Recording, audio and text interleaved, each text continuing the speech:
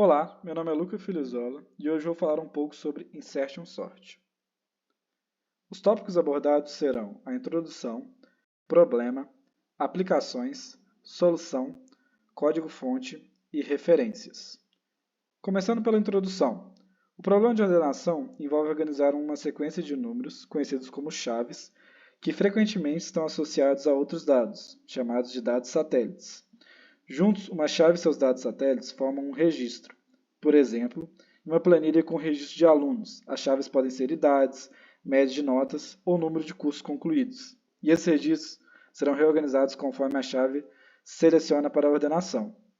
Esse processo é essencial em diversas aplicações, como banco de dados e planilhas, onde a ordenação permite uma visualização mais clara e uma busca mais eficiente pelos dados.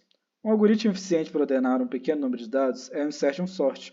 Ele funciona de maneira similar a como se organiza um baralho de cartas na mão, começando com uma mão vazia e um monte de cartas na mesa. Cada carta retirada do monte é inserida na posição correta na mão, comparando com as cartas já presentes, começando da direita para a esquerda. Se a carta retirada é menor que todas as cartas na mão, ela é colocada na extremidade esquerda. Caso contrário, é inserida na posição correta, mantendo sempre as cartas na mão ordenadas. Esse método simples e intuitivo ilustra bem o conceito de ordenação e é especialmente útil para conjuntos de dados menores. Falando um pouco sobre o problema, qual o problema o Insertion Sort resolve? O Insertion Sort é um algoritmo de ordenação que organiza os elementos de uma lista ou array em ordem crescente ou decrescente. O problema que ele resolve é essencialmente a ordenação de dados. Ordenar dados é uma operação fundamental em ciência da computação e tem várias aplicações práticas, incluindo a pesquisa, onde listas ordenadas permitem pesquisas binárias que são mais rápidas do que pesquisas lineares, processamento de dados, onde muitas das operações de processamento de dados, como encontrar máximos e mínimos, são mais eficientes em listas ordenadas, e também a gestão de dados, onde sistemas de gestão de bancos de dados frequentemente precisam ordenar dados para operações eficientes de consulta e junção de tabelas. Tendo isso em vista, o Insertion Sort é reconhecido por sua simplicidade e eficácia em cenários específicos.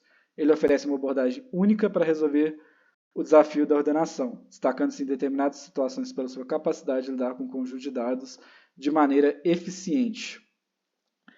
Falando um pouco sobre as aplicações, o Insertion Sort tem várias aplicações, sendo uma delas a inserção de novos dados em listas ordenadas. Isto é, em sistemas de gerenciamento de registros, como banco de dados ou lista de contatos, onde novos dados são frequentemente adicionados, o Insertion Sort pode ser utilizado para inserir novos registros mantendo a ordem. Por exemplo, em uma lista de contatos ordenada alfabeticamente. Ao adicionar um novo contato, o Insertion Sort pode ser utilizado para encontrar rapidamente a posição correta do novo contato e inserir mantendo a ordem. Ele também pode ser utilizado em organização de listas pequenas em algoritmos complexos.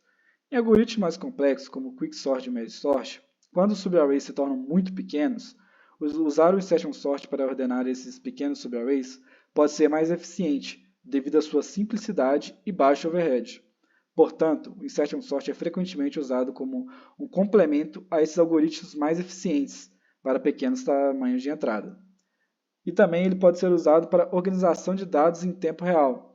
Em sistemas onde novos dados são inseridos continuamente e precisam ser mantidos ordenados, como em aplicativos de tempo real, por exemplo, na atualização de rankings em competições esportivas, o Insertion Sort pode ser muito útil, pois cada novo elemento pode ser inserido na posição correta e uma lista ordenada de maneira eficiente. Bom, agora vamos mostrar a solução. Para realizar a solução por inserção, devemos seguir alguns passos. Primeiro, devemos começar com o segundo elemento do array, pois o primeiro elemento do array é sempre considerado ordenado.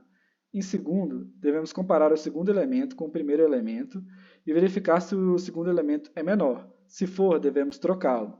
Terceiro, passando para o terceiro elemento e comparando com o segundo, depois devemos comparar com o primeiro e trocar conforme necessário para colocá-los na posição correta entre os três primeiros elementos.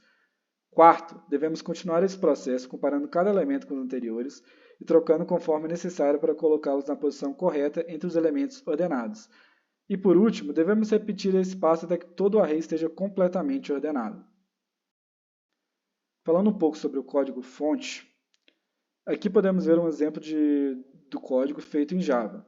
E vou falar um pouco sobre o passo a passo dessa função. Primeiro, inicializamos n armazena o comprimento do array.